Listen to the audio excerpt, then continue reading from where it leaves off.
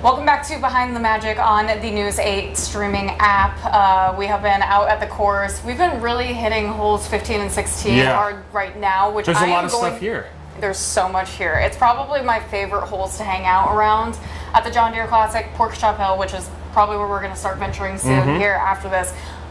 This specifically, though, this is the place to hang out because this might be the highlight of the whole day so far. I know. We've been actually in and out of here for probably the past 30 minutes hanging around here. This is the cooling suite, which you can find at just in between hole 15 and hole 17. You get views of both of the holes here, so you can watch plenty of golf still. But the cooling suite's quite literally what it is. It's got a nice bench here. We have the actual AC that's blasting just to the left of me.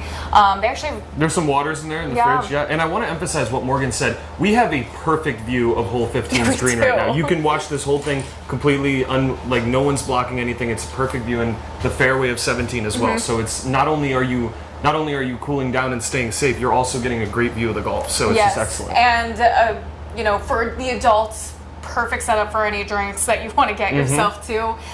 There's a charging station as well over here. And again, I love this, especially if you're somebody who is maybe a little more sensitive to the heat, or you just want to at least have the opportunity and the chance to be able to cool down. This is going to be a popular zone, especially heading into the weekend when we start getting really busy. And I would even say that outside of the cooling suite, which is really nice, and especially for staying safe, very important, this area in general, just behind the camera, shaded. a lot of shade, a lot of opportunities to, like you said, get drinks. There's also that veteran suite that we saw just behind us. That was also something that is right in this area. So absolutely phenomenal spot, especially if you are someone that runs a little hot.